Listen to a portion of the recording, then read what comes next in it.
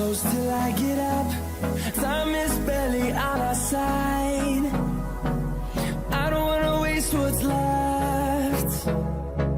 The storms we chase are leading us, and love is all we'll ever trust. Yeah, no, I don't wanna waste what's left. And on we'll go, through the wastelands, through the highways, till my shadow turns to sun rays. And on we'll go, through the wastelands, through the highways, and on we'll go.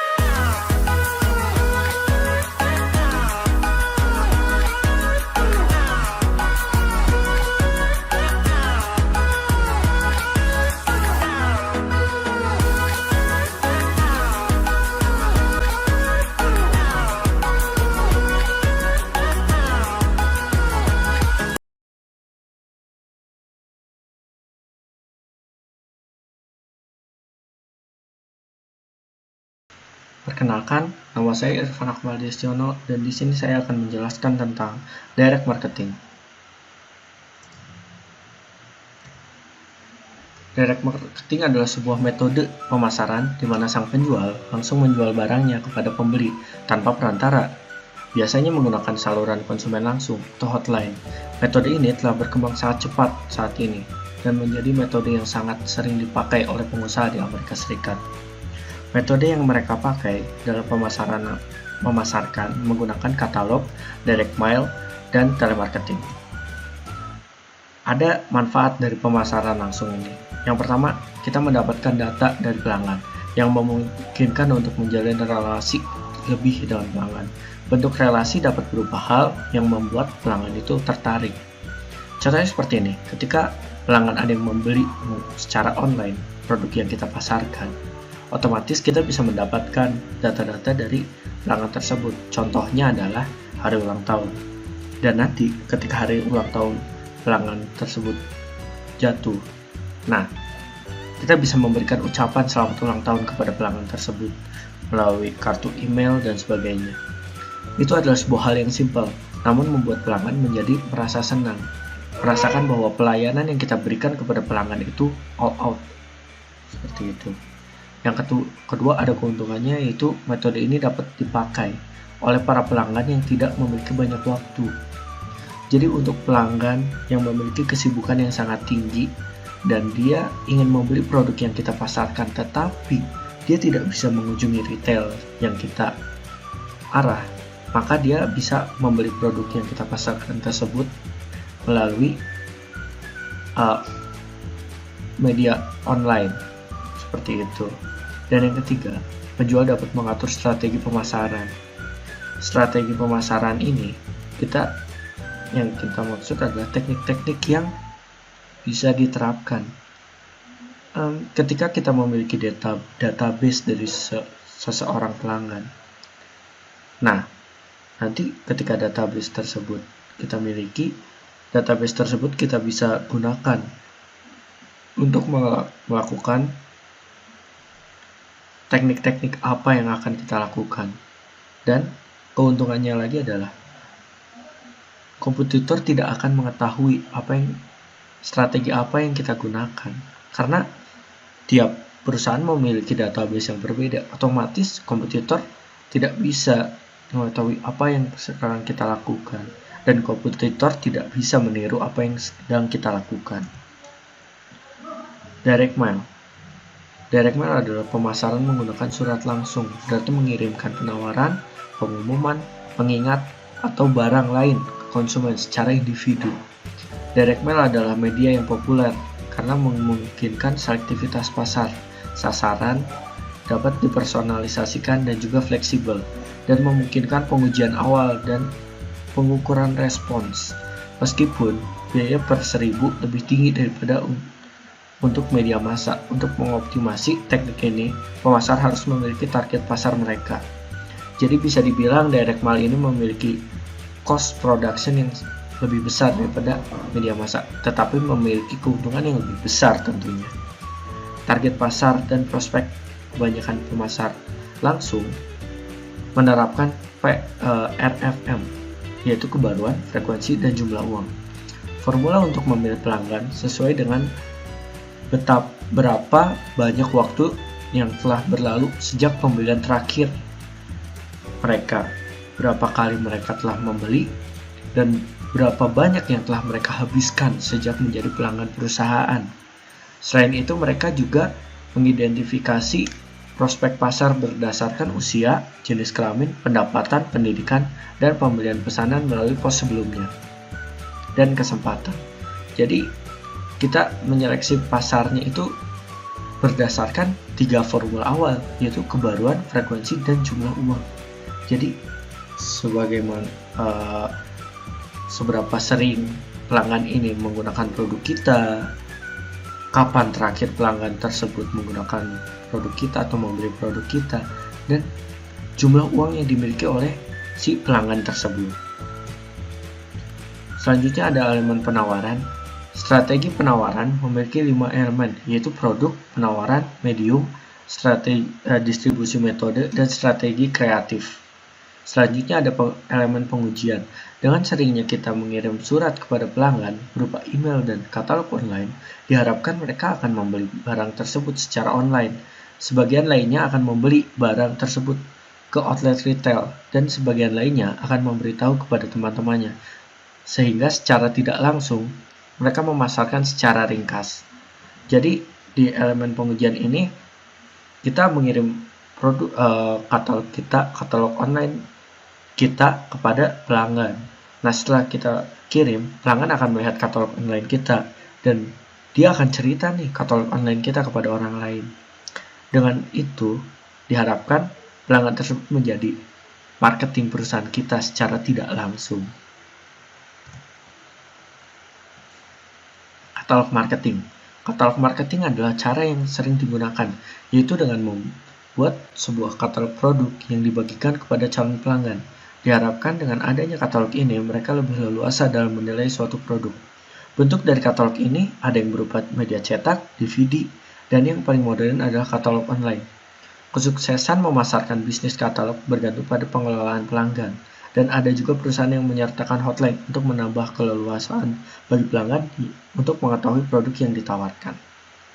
Jadi, maksud dari katalog marketing ini adalah kita mengirim katalog ke pelanggan.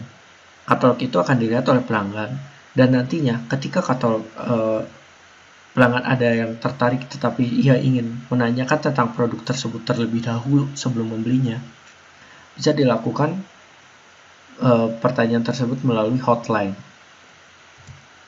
Selanjutnya ada telemarketing. Telemarketing adalah penggunaan telepon dan pusat panggilan untuk menarik prospek, menjual kepada pelanggan yang sudah ada, dan menyediakan layanan dengan menerima pesanan dan menjawab pertanyaan. Ini membantu perusahaan meningkatkan pendapatan, mengurangi biaya penjualan, dan meningkatkan kepuasan pelanggan. Maksud dari telemarketing ini adalah kita menyediakan keleluasaan bagi pelanggan untuk menanyakan produk-produk kita, mengetahui tentang produk-produk kita, dan melakukan keluhan tentang produk kita. Dan nantinya data-data tersebut bisa dijadikan database yang nantinya untuk dilakukan pengembangan produk dan pengembangan cara-cara marketing. Selanjutnya ada media for direct response marketing. Di sini pemasar akan menggunakan media berupa surat kabar dan majalah untuk membuat iklannya. Cara-cara menggunakan media menjadi efektif karena dengan menggunakan media itu para calon pelanggan akan sering melihat produknya. Dengan demikian, diharapkan mereka dapat tertarik untuk menggunakan produk tersebut. Bahkan, beberapa media dapat menawarkan iklan selama 24 jam non-stop, yang nantinya akan sering terlihat. Jadi, maksud dari media ini adalah seperti televisi atau platform online seperti YouTube. Nah, dengan menaruh iklan produk kita di platform media tersebut, artinya nanti ada banyak calon pelanggan yang melihat. Dan setelah melihat iklan tersebut, otomatis calon pelanggan tersebut akan tertarik dong dengan produk yang kita tawarkan. Bahkan untuk media-media seperti televisi dan YouTube, mereka bisa menawarkan penawaran produk kita selama 24 jam non-stop, yang artinya kita akan mengenai target-target pemasaran yang lebih banyak. Sekarang ada public and ethical issues in direct marketing. Yang pertama ada gangguan. Banyak orang yang merasa tidak nyaman dengan banyaknya pemasaran langsung, sehingga ada perusahaan yang muncul untuk membantu memblokir email sampah dan yang tidak diinginkan. Maksud dari gangguan ini adalah ketika perusahaan memiliki database dari pelanggan, otomatis dia akan mengirim katalog-katalog mereka melalui email. Dan bagi orang yang sibuk dan menggunakan penggunaan email yang sangat tinggi, jam penggunaan email yang sangat tinggi, ini akan menjadi sebuah gangguan. Karena nantinya antara pekerjaan dan email-email katalog tersebut akan menjadi satu. Otomatis terkadang pasti pekerjaan ini akan terkubur oleh email-email katalog yang tidak berguna. Selanjutnya ada ketidakadilan. Beberapa pemasar langsung mengambil keuntungan dari pembeli impulsif atau kurang canggih atau memangsa rentan, terutama orang tua. Jadi maksud dari ketidakadilan ini adalah nantinya pemasar ini akan membeli database dari beberapa orang yang menjual database tersebut, dan mereka akan memanfaatkan keuntungan dari pembeli impulsif. Artinya pembeli yang secara tidak langsung gitu, mereka tidak langsung terlibat dalam pembelian produk ini, dan mereka akan memangsa para orang tua yang notabene orang tua itu tidak terlalu mengerti tentang teknologi. Mereka tidak mengerti sebagaimana secara tepat teknologi itu harus dipergunakan. Selanjutnya ada penipuan. Beberapa pengirim email yang mendesain email yang di dalamnya berisi tipuan-tipuan berupa amal dan lain-lain. Banyak orang-orang yang membuat email berupa amal dari sebuah institusi yang nantinya dana-dana yang terkumpul itu tidak digunakan sebagaimana tepat semestinya. Artinya banyak orang-orang yang melakukan penipuan-penipuan itu.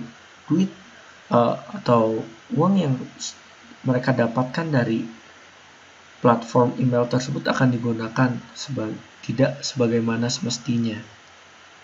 Selanjutnya ada pelanggaran privacy. Setiap kali konsumen memesan produk memiliki media online, mereka akan mengisi alamat rumah, nama, dan sebagainya. Ini akan digunakan oleh beberapa perusahaan untuk dijadikan database pemasaran mereka, dan itu semua tidak disetujui oleh pelanggan itu. Jadi ketika kita mengisi data berupa alamat rumah, nama, dan sebagainya yang bersifat privacy atau pribadi, nanti perusahaan ini akan menggunakan data-data tersebut untuk dijadikan database, dan database tersebut itu tidak disetujui oleh si pelanggan ini. Nantinya akan banyak email-email sampah berupa katalog dan sebagainya.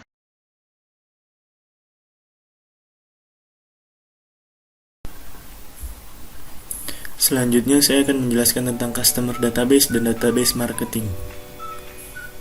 Customer database yaitu kumpulan informasi komprehensif tentang pelanggan individu atau prospek yang saat ini dapat diakses dan dapat ditindaklanjuti untuk penciptaan prospek, kualifikasi prospek, penjualan produk atau layanan, atau juga pemeliharaan hubungan pelanggan.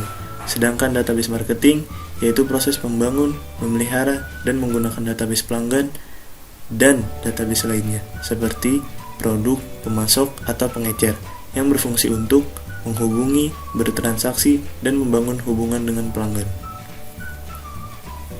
Selanjutnya ada customer database. Banyak perusahaan yang membingungkan mailing list pelanggan dengan database pelanggan.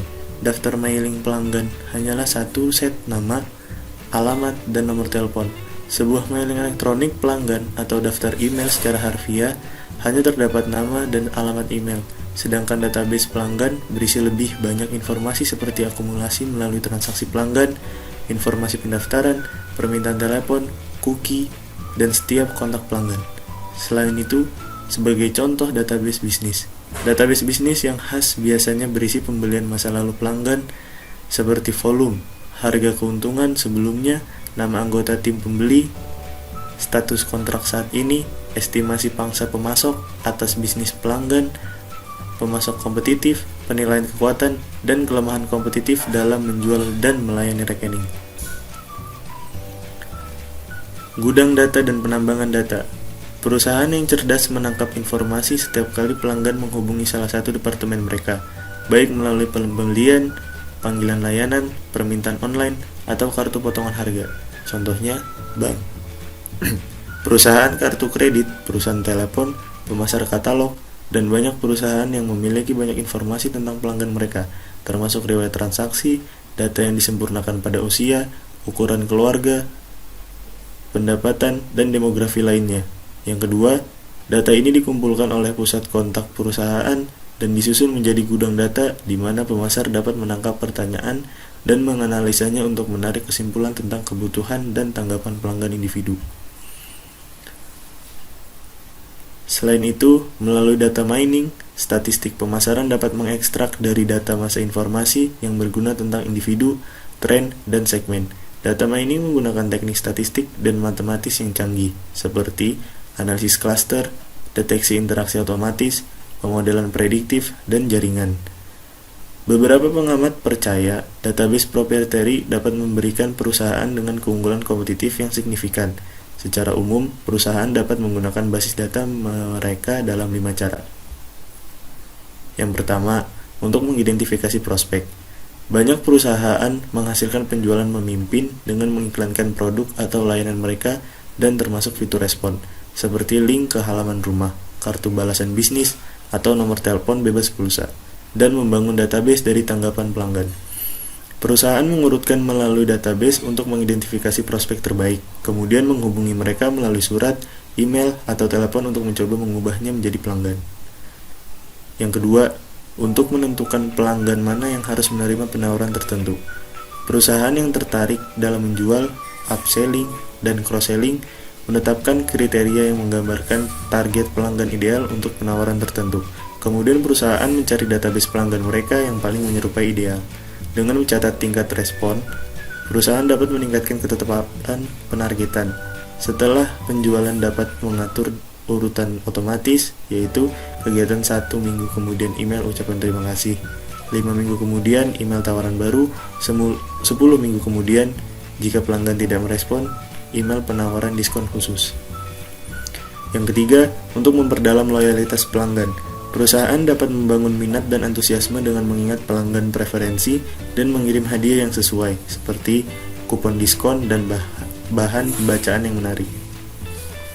Yang keempat, untuk mengaktifkan kembali pelanggan pembelian, program mailing otomatis dapat mengirimkan kartu ulang tahun, pengingat belanja liburan, atau promosi di luar musim. Database dapat membantu perusahaan membuat penawaran menarik atau tepat waktu. Yang kelima, untuk menghindari kesalahan pelanggan yang serius. Contohnya, sebuah bank besar mengaku beberapa kesalahan yang pernah terjadi dibuat dengan tidak menggunakan database pelanggan. Dalam satu kasus, bank dibebankan pelanggan dengan penalti untuk keterlambatan pembayaran pada hipotek, akan tetapi gagal untuk mencatat sebuah perusahaan yang berperan menjadi deposan utama di sebuah bank, sehingga menyebabkan pelanggan keluar dari bank. Dalam kasus kedua, 2 anggota staf yang berbeda dari bank menelpon pelanggan hipotek yang sama untuk menawarkan pinjaman ekuitas rumah pada harga yang berbeda, tetapi tidak mengetahui hal lain yang telah membuat panggilan lainnya. Dalam kasus ketiga, bank memberikan layanan standar pelanggan premium hanya di negara lain. Kelemahan dari database marketing. Database pemasaran yang paling sering digunakan oleh pemasar bisnis dan penyedia layanan yang secara rutin mengumpulkan massa data pelanggan adalah hotel, bank, maskapai, asuransi, kartu kredit, dan perusahaan telepon.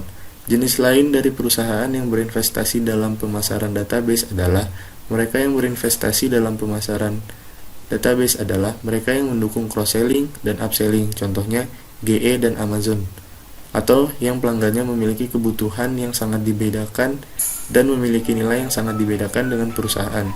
Meskipun memiliki nilai yang sangat dibedakan dengan perusahaan lain, pengecer dan perusahaan pengemas barang dengan baik, tetapi konsumen tidak terlalu sering menggunakan pemasaran database. Namun banyak seperti Kraft, Quaker Oats, dan lainnya ini membangun database untuk merek tertentu. Setelah itu, kita juga perlu untuk menutupi kelemahan dari pemasaran database. Terdapat 5 masalah utama yang dapat mencegah perusahaan secara efektif menggunakan database pemasaran. Beberapa situasi tidak kondusif untuk pemasaran database. Yang pertama, produk tersebut merupakan pembelian sekali seumur hidup atau biasa disebut dengan grand piano. Yang kedua, pelanggan menunjukkan sedikit loyalitas kepada mereka.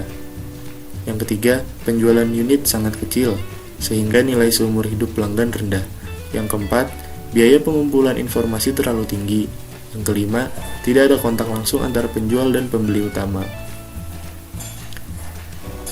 Membangun dan memelihara database pelanggan memerlukan investasi besar, seperti perangkat keras komputer, perangkat lunak database, program analisis, link komunikasi, dan staf terampil mahal. Sulit untuk mengumpulkan data yang tepat, terutama untuk menangkap semua kejadian interaksi perusahaan dengan pelanggan individu. Karyawan dapat menolak menjadi pelanggan yang berorientasi dan menggunakan informasi yang tersedia. Karyawan merasa jauh lebih mudah untuk melakukan pemasaran transaksi tradisional daripada berlatih CRM.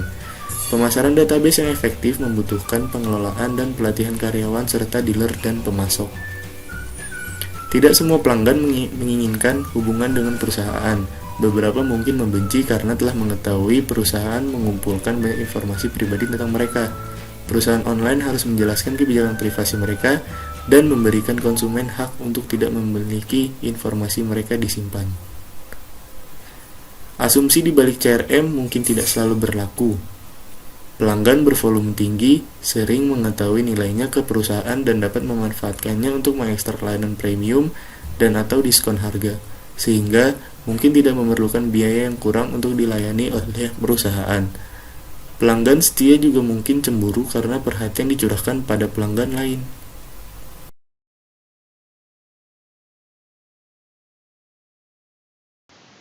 Selanjutnya ada designing the sales force. Nah, designing the sales force ini memiliki tenaga penjualan yang bertindak sebagai penghubung pribadi perusahaan dengan pelanggannya.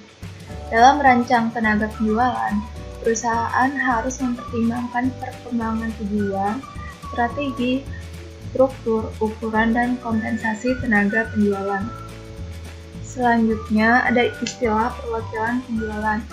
Di sini terdapat 6 istilah. Yang pertama ada pengiriman atau deliver. Nah, tenaga penjualan di sini bertugas dalam mengirimkan produk berupa air, bahan bakar, maupun minyak. Selanjutnya ada pengambilan pesanan atau order taker. Nah, di sini tenaga penjualan yang bertugas mengambil pesanan dalam maupun luar. Kalau pesanan dalam, tenaga penjualan akan berdiri di belakang counter. Dan jika mengambil pesanan luar, tenaga penjualan akan menelpon manajer pasar swalayan. Selanjutnya ada missionary. Di sini tenaga penjualan yang tidak diharapkan atau diizinkan mengambil pesanan, tetapi lebih bertugas untuk membangun citra baik atau mendidik pengguna aktual yang potensial. Selanjutnya adalah ada penyedia solusi atau solution vendor. Dan di sini tenaga penjualan yang keahliannya menyelesaikan masalah pelanggan dengan sistem komputer dan komunikasi. Selanjutnya ada pembuat permintaan atau demand creator. Nah, di sini tenaga penjualan yang bergantung pada metode kreatif untuk menjual produk berwujud maupun produk tidak berwujud. Dan yang terakhir ada teknisi. Nah, di sini tenaga penjualan dengan tingkat pengetahuan teknisi yang cukup tinggi dan biasanya menjadi konsultan untuk perusahaan klien. Selanjutnya ada tujuan dan strategi tenaga penjualan. Tenaga penjualan harus tahu bagaimana cara memahami masalah pelanggan dan memberikan solusi yang tepat yang dapat membantu meningkatkan profitabilitas pelanggan. Dalam melakukan pekerjaan mereka, tenaga penjualan menyelesaikan satu ataupun lebih tugas khusus. Di sini ada 7 tugas khusus. Yang pertama ada prospecting, yaitu mencari calon prospek. Yang kedua ada targeting, yaitu memutuskan bagaimana cara mengalokasikan waktu antara calon prospek dan pelanggan. Terus yang ketiga ada communicating, yaitu mengkomunikasikan informasi tentang produk dan layanan perusahaan. Yang keempat ada selling, Yang kelima ada servicing. Keenam ada information gathering, yaitu melakukan riset pasar dan melakukan pekerjaan intelijen. Dan yang terakhir ada allocating, yakni memutuskan pelanggan mana yang akan mendapatkan produk pangkas selama terjadi kelangkaan produk.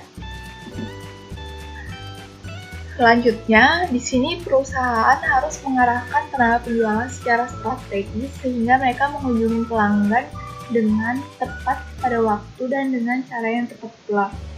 Untuk mengelola biaya, sebagian besar perusahaan memilih tenaga penjualan dengan leverage sales force yang memfokuskan tenaga penjualan untuk menjual produk perusahaan yang lebih kompleks dan disesuaikan kepada pelanggan besar dan menggunakan tenaga penjualan dalam dan pemesanan web untuk penjualan barang murah. Selanjutnya, untuk mempertahankan fokus pasar, tenaga penjualan harus tahu nih bagaimana cara menganalisis data penjualan, mengukur potensi pasar, mengumpulkan intelijen pasar, dan mengembangkan strategi dan rencana pemasaran. Peningkatan kolaborasi dan komunikasi antar pemasar dengan tenaga penjualan dapat meningkatkan pendapatan dan laba. Selanjutnya, untuk struktur tenaga penjualan, di sini strategi tenaga penjualan mempunyai implikasi pada strukturnya. Sebuah perusahaan yang menjual satu unit produk ke satu industri pengguna akhir dengan pelanggan di banyak lokasi akan menggunakan struktur teritorial. Sebuah perusahaan yang menjual banyak produk ke berbagai jenis pelanggan mungkin memerlukan struktur produk yang kompleks dan struktur pasar. Perusahaan mapan harus merevisi struktur tenaga penjualannya ketika kondisi pasar dan ekonomi berubah. Selanjutnya di sini ada 4 jenis tenaga penjualan yang diadopsi dari kombinasi. Yang pertama ada tenaga penjualan pasar strategis yang akan ditugaskan ke akun utama. Yang kedua ada tenaga penjualan geografis yang memanggil pelanggan di berbagai wilayah. Yang ketiga ada tenaga penjualan distributor yang memanggil dan melatih distributor. Dan yang terakhir, yang keempat, tenaga pemasaran di dalam memasarkan dan menerima pesanan secara online dan melalui telepon. Lanjut, ada ukuran tenaga kerja. Nah, di sini setelah perusahaan menentukan jumlah pelanggan yang ingin dijangkaunya, perusahaan dapat menggunakan pendekatan beban kerja untuk mengukur dan menentukan berapa jumlah beban kerja yang dapat dia jangkau melalui pendekatan. Yang pertama, mengelompokkan pelanggan ke dalam kelas ukuran menurut volume penjual tahunan. Yang kedua, menentukan frekuensi kunjungan yang diinginkan untuk setiap kelas pelanggannya. Yang ketiga, meningkatkan jumlah pelanggan dalam setiap kelas ukuran dengan frekuensi kunjungan yang bersesuaian untuk mendapatkan total beban kerja bagi suatu negara dalam kunjungan penjualan per tahun. Yang keempat, menentukan rata-rata kunjungan yang dapat dilakukan tenaga penjualan per tahun. Dan yang terakhir, yang kelima, membagi total kunjungan per tahun yang dilakukan dengan rata-rata kunjungan tahunan untuk mendapat jumlah tenaga penjualan yang diperlukan. Lanjut, ada kompensasi tenaga penjualan.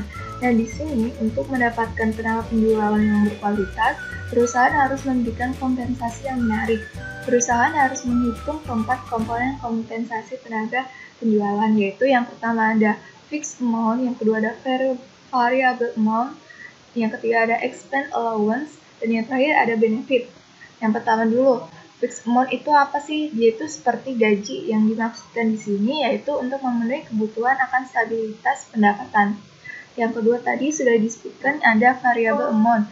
Nah, di sini tuh seperti komisi, bonus ataupun pembagian laba. Yang dimaksudkan di sini itu untuk merangsang dan menghargai usaha. Yang ketiga ada expense allowance, yakni memungkinkan tenaga penjualan untuk membeli biaya perjalanan dan hiburan atas nama perusahaan. Yang terakhir ada benefit, yaitu seperti liburan berbayar, tunjangan sakit atau kecelakaan, pensiunan, asuransi ataupun asuransi jiwa. Yang dimaksudkan di sini untuk memberikan keamanan dan kepuasan kerja.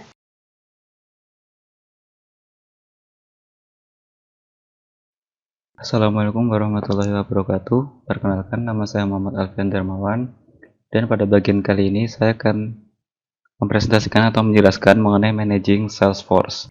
Jadi berbagai kebijakan dan prosedur memandu perusahaan dalam merekrut, memilih, melatih, mengawasi, memotivasi, dan mengevaluasi perwakilan penjualan untuk mengelola tenaga penjualannya.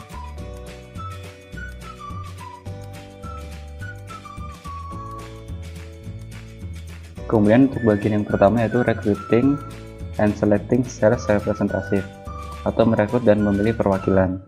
Jadi inti dari setiap wiraniaga yang sukses adalah perwakilan yang dipilih dengan tepat. Satu survei mengungkapkan bahwa 25% tenaga penjualan teratas membawa lebih dari 50% dari penjualan. Sangat sia-sia untuk memperkerjakan orang yang salah. Tingkat turnover atau penjualan rata-rata tahunan untuk semua industri hampir 20%. Pergantian tenaga penjualan menyebabkan hilangnya penjualan, biaya penggantian, mencari dan pelatihan, dan seringkali menekankan tenaga penjualan yang ada untuk mengambil kelonggaran. Kemudian yang kedua ada pelatihan dan pengawasan perwakilan penjualan atau training sales representative.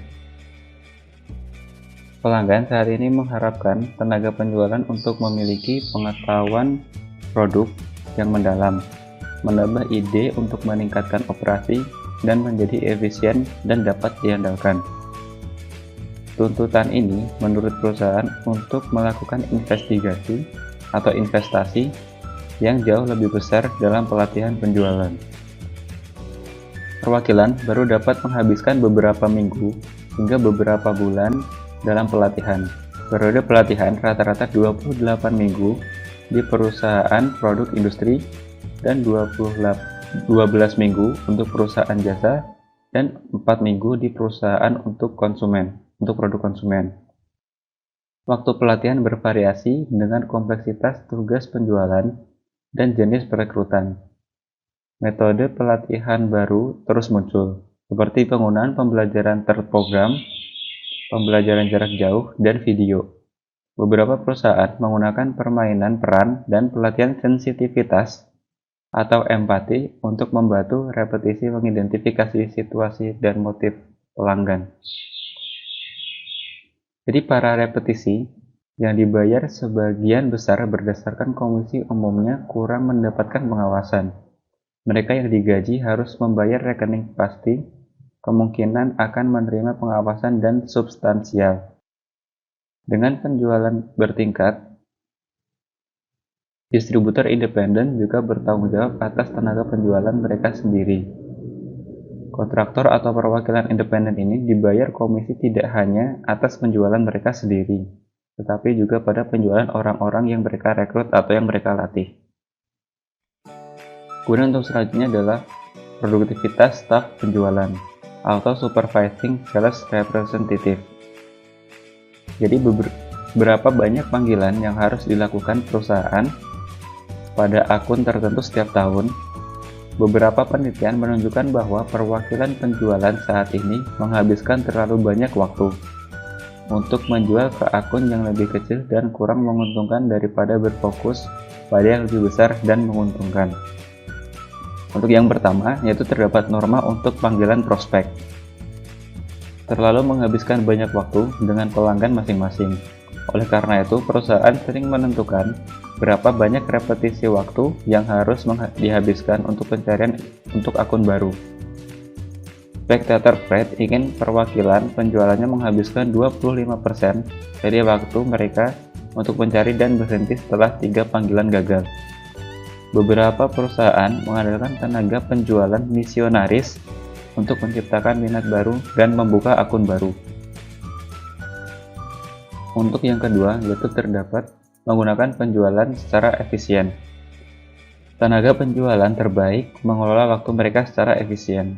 Analisis waktu dan tugas dan juga rincian kegiatan per jam membantu mereka memahami bagaimana mereka menghabiskan waktu mereka dan bagaimana mereka dapat meningkatkan produktivitas mereka. Kemudian untuk poin ketiga terdapat teknologi penjualan. Tenaga penjual saat ini benar-benar sudah elektronik. Tidak hanya penjualan dan informasi inventaris yang ditransfer jauh lebih cepat, tetapi sistem pendukung keputusan berbasis komputer telah dibuat untuk manajer penjualan dan perwakilan penjualan. Dengan online menggunakan tablet atau laptop, ataupun PC atau personal komputer, tenaga penjualan dapat mengutamakan diri mereka pada latar belakang klien. Menelpon surat penjualan yang telah ditulis sebelumnya, mengirimkan pesanan dan menyelesaikan masalah layanan pelanggan di tempat, dan mengirimkan sampel, pamflet, brosur, atau bahan lainnya ke klien. Salah satu alat digital paling berharga untuk tenaga penjualan adalah situs web, yaitu web perusahaan. Ini dapat membantu mengidentifikasi hubungan perusahaan dengan akun individu dan mengidentifikasi orang-orang yang bisnisnya memerlukan panggilan penjualan pribadi. Ini memberikan pengantar kepada pelanggan potensial yang diidentifikasi sendiri dan cara untuk menghubungkan penjual, bahkan mungkin menerima pesanan awal. Yang selanjutnya terdapat juga media sosial, merupakan alat penjual digital yang berharga lainnya. Jejaring sosial berguna dalam pencarian ujung depan dan kualifikasi kepemimpinan, serta dalam hubungan dan manajemen hubungan, atau dapat dikatakan dengan hubungan ujung belakang. Ketika salah satu tenaga penjualan A ke A untuk perusahaan pertemuan virtual VGI menentukan tweet melalui Twitter untuk berbagai kata kunci, ia memperhatikan bahwa seseorang dari sebuah perusahaan telah men-tweet tentang ketidakpuasan dengan konferensi web. Jadi tenaga penjualan menghubungi CEO perusahaan dan dapat dengan cepat meyakinkan tentang manfaat produk VGI yang telah mendapatkan persetujuan dari beberapa jam. Kemudian untuk poin selanjutnya adalah memotivasi perwakilan penjualan. Jadi terdapat dua poin pokok, yaitu imbalan intrinsik versus ekstrinsik. Kemudian yang kedua merupakan kuota penjualan. Jadi yang pertama, untuk imbalan intrinsik dan ekstrinsik. Jadi pemasaran memperkuat imbalan ekstrinsik dan intrinsik dari semua jenis. Satu studi penelitian menemukan bahwa imbalan karyawan dengan nilai tertinggi adalah gaji, diikuti oleh promosi, pertumbuhan pribadi, dan rasa prestasi atau rasa kepuasan. Paling tidak dihargai adalah menyukai dan menghormati keamanan dan pengakuan. Dengan kata lain, penjualan sangat termotivasi oleh gaji dan kesempatan untuk maju dan memenuhi kebutuhan intrinsik mereka. Mereka mungkin kurang termotivasi oleh pujian dan keamanan. Beberapa perusahaan menggunakan kontes penjualan untuk meningkatkan upaya penjualan mereka. Kemudian yang kedua merupakan kuota penjualan. Jadi banyak perusahaan menetapkan kuota penjualan tahunan yang dikembangkan dari rencana pemasaran tahunan untuk penjualan dolar, volume unit, margin, dan juga untuk pemenuhan kuota. Perusahaan terlebih dahulu menyiapkan ramalan penjualan yang menjadi dasar untuk perencanaan produksi, ukuran tenaga kerja, dan persyaratan keuangan. Jadi kebijakan konvensional mengatakan laba dimaksimalkan oleh tenaga penjualan yang berfokus pada produk yang lebih penting dan produk yang lebih menguntungkan. Perwakilan tidak mungkin mencapai kuota mereka untuk produk-produk mapan ketika perusahaan meluncurkan beberapa produk baru pada saat yang sama. Perusahaan mungkin perlu memperluas tenaga penjualannya untuk peluncuran produk baru. Jadi menetapkan kuota penjualan dapat menimbulkan masalah juga. Jika perusahaan meremehkan dan tenaga penjualan dengan mudah mencapai kuota mereka, itu telah membayar mereka lebih tinggi. Jika itu melebih-lebihkan potensi penjualan, tenaga penjualan akan merasa sangat sulit untuk mencapai kuota mereka dan menjadi frustasi atau berhenti. Kemudian untuk poin selanjutnya itu mengevaluasi perwakilan penjualan. Yang pertama terdapat sumber informasi, dan kedua juga mengenai evaluasi formal. Untuk yang pertama mengenai sumber informasi terlebih dahulu. Jadi sumber informasi terpenting tentang perwakilan adalah laporan penjualan. Informasi tambahan datang melalui pengamatan pribadi, laporan dari wiraniaga, surat dan keluhan pelanggan, survei pelanggan, dan percakapan dengan perwakilan lainnya. Jadi laporan penjualan dibagi antara rencana kegiatan dan penulisan hasil kegiatan. Contoh terbaik dari yang pertama adalah rencana kerja wiraniaga yang mengirimkan perwakilan seminggu atau sebulan sebelumnya untuk menggambarkan panggilan dan perekrutan yang dimaksud.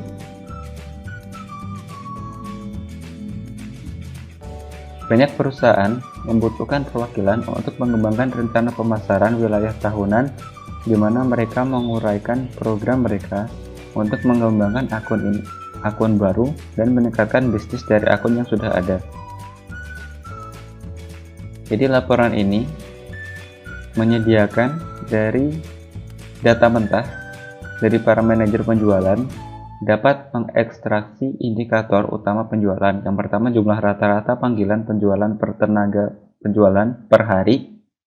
Kemudian yang kedua adalah waktu panggilan penjualan rata-rata per kontak. Yang ketiga, pendapatan rata-rata penjualan. Kemudian yang keempat, biaya rata-rata per panggilan penjualan. Dan kelima, biaya hiburan per panggilan penjualan dan lainnya. Kemudian yang kedua terdapat evaluasi formal. Jadi laporan wiraniaga bersama dengan pengamatan lain memasok bahan baku untuk evaluasi.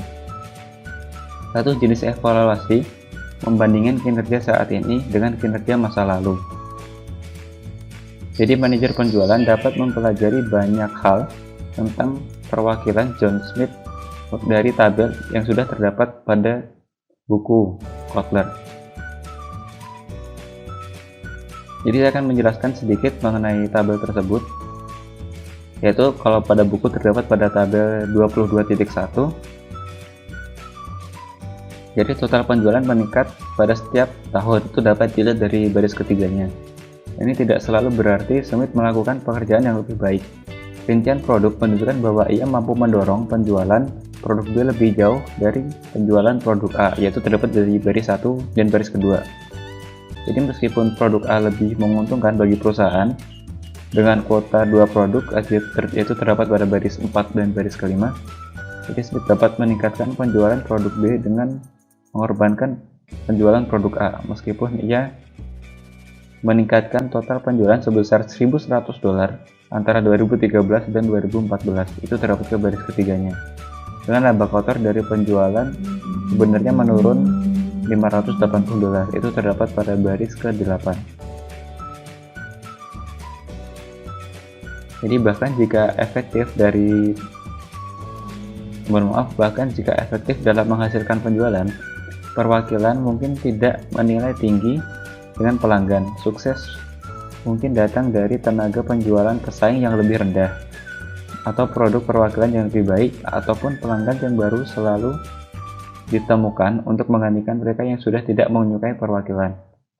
Jadi manajer dapat mengumpulkan pendapat pelanggan tentang tenaga penjual, produk, dan layanan melalui kuesioner pos atau panggilan telepon. Jadi tenaga penjualan dapat menganalisis keberhasilan atau kegiatan panggilan penjualan dan bagaimana mereka meningkatkan peluang pada panggilan berikutnya. Kinerja mereka dapat dikaitkan dengan faktor internal, yaitu merupakan upaya, kemampuan, dan strategi, atau faktor eksternal, yaitu tugas dan keberuntungan.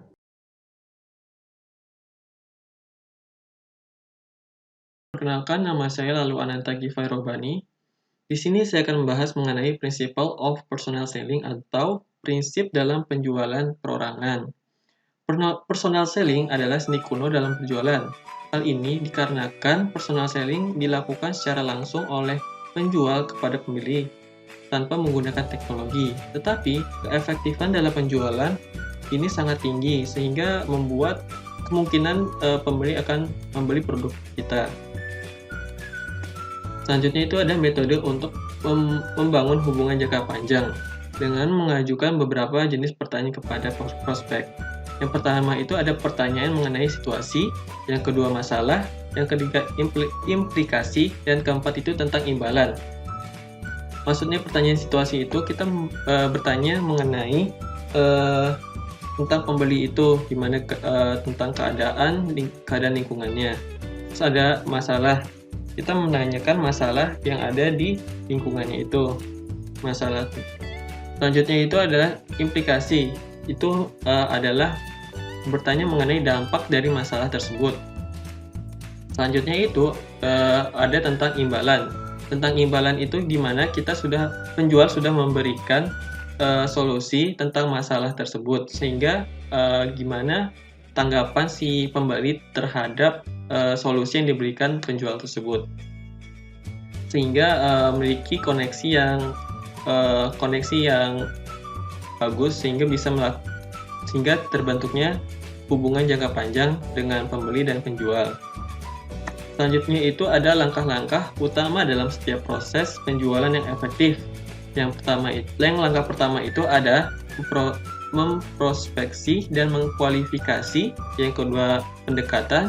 Yang ketiga adalah presentasi dan demonstrasi. Yang keempat adalah overcoming objection. Yang kelima ada closing. Dan keenam ada tindak lanjut dan pemeliharaan. Yang pertama itu ada memprospeksi dan mengkualifikasi. Nah, ini adalah langkah pertama dalam penjualan untuk mengidentifikasi dan memenuhi syarat prospek.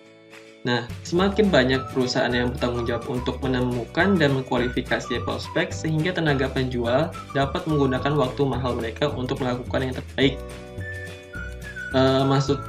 Langkah ini kita harus mengetahui pembeli yang layak untuk dijadikan pembeli. Mungkin dengan ekonomi dari pembeli itu, sehingga apakah dia bisa membeli barang kita. Intinya kita harus menentukan pembeli kita. Selanjutnya itu adalah pendekatan, yaitu tenaga penjual perlu belajar sebanyak mungkin tentang perusahaan calon pelanggan dan pembeli. Nah, ini yang dimaksud dengan pendekatan itu, kita harus mengetahui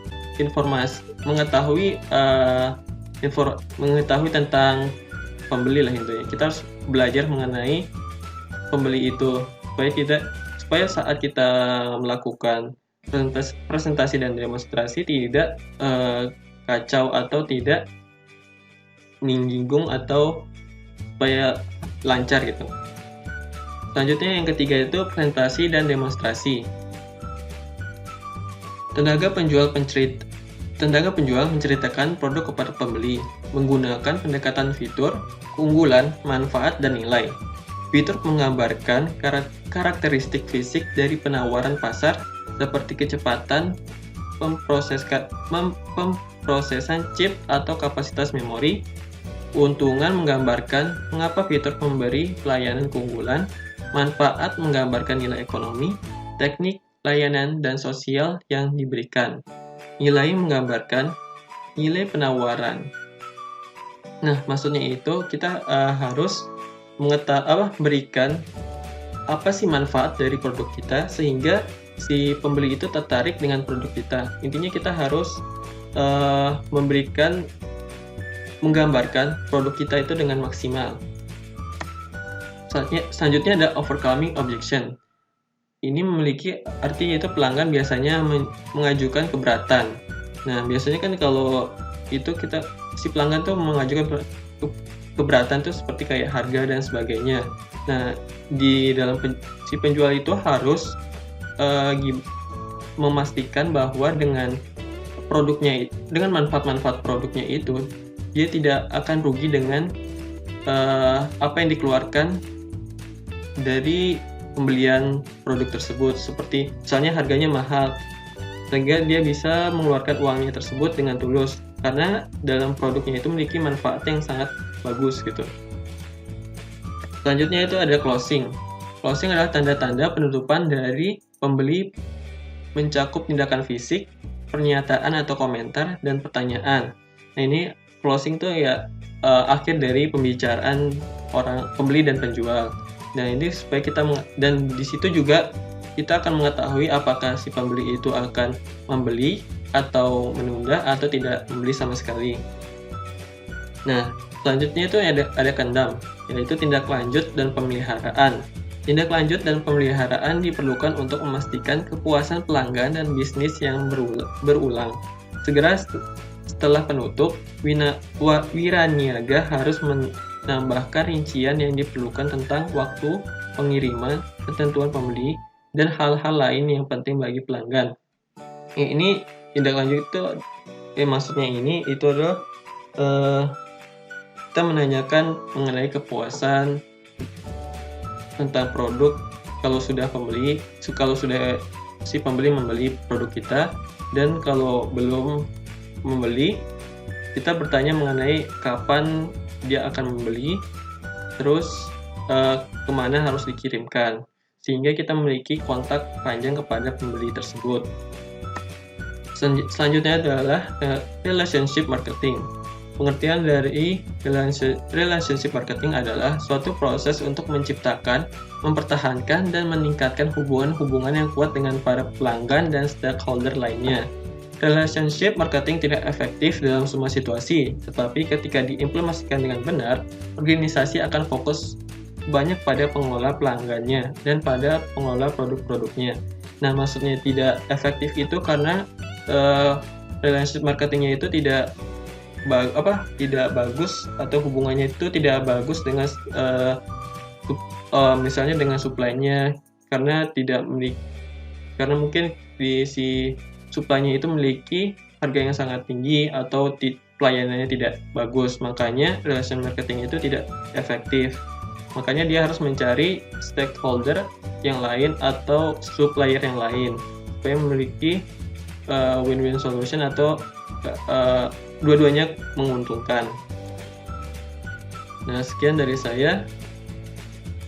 Mungkin saya akan menyimpulkan dari materi ini. Kesimpulan yang saya bisa sampaikan itu adalah kita harus mengetahui metode yang tepat untuk menyampaikan produk kita kepada pelanggan, dan kita harus mengetahui informasi pelanggan dari database yang dipunya oleh perusahaan tersebut, dan kita harus memilih pelanggan yang mana yang mendapatkan penawaran yang diberikan oleh perusahaan. Mungkin sekian. Wassalamualaikum warahmatullahi wabarakatuh.